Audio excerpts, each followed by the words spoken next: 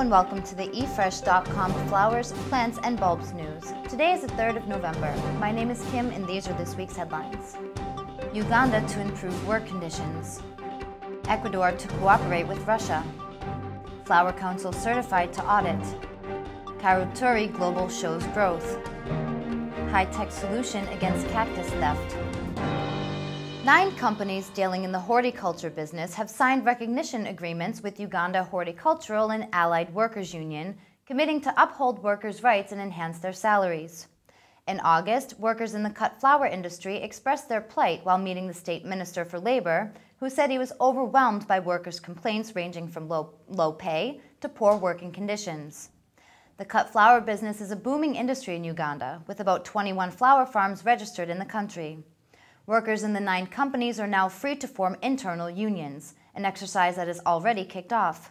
The chairman of the National Organization of Trade Unions recently directed all affiliated unions to ensure that all workers are organized. Ecuador hopes to enter a new stage of developing cooperation with Russia, Ecuadorian President Rafael Correa said on the eve of his visit to Moscow. He pointed to the fact that Russia was the biggest importer of Ecuadorian flowers and bananas. He described the Russian market as very promising for Ecuador. He expressed hope that the 2 countries would reach agreement on the development of cooperation in the energy sphere, for instance, in the development of technologies and the creation of optimum conditions for oil extraction and oil refining. Commenting on the situation in their region, Rafael Correa said that the whole of South America was worried over the signing of a security treaty by Colombia and the United States, under which the U.S. troops will be given access to 7 military bases on the Colombian territory.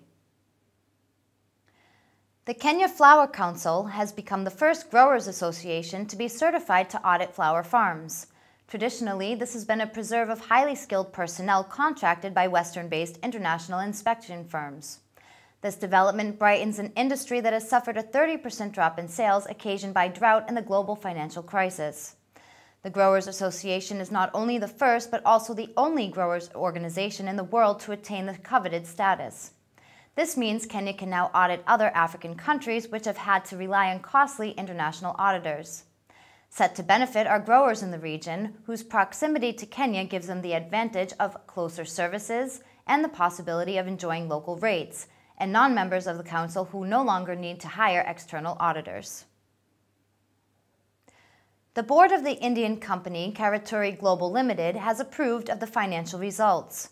Net profit of the company has shown a growth of 25%. The managing director said that the result manifests the steady growth of the company with a view to achieve a wider growth once the investment and efforts put in by the company in agriculture yield results. He is also confident of transforming Ethiopia into a floriculture hub of the world once the company's ambitious expansion plans are materialized. Karuturi Global Limited has ventured into the African continent by acquiring agricultural land for the cultivation of maize, paddy, sugarcane, palm oil, and vegetables. Karuturi Global is also the world's largest producer of roses, with 239 hectares under greenhouse cultivation in Ethiopia, Kenya, and India.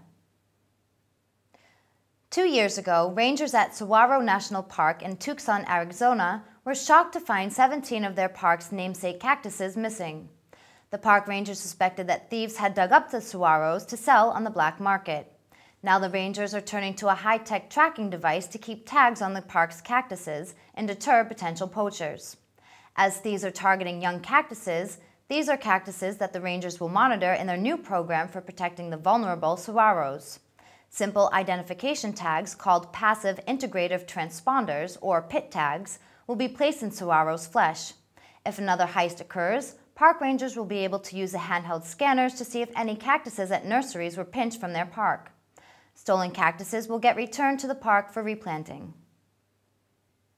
Thank you for watching the eFresh.com Flowers, Plants, and Bulb News. See you next time.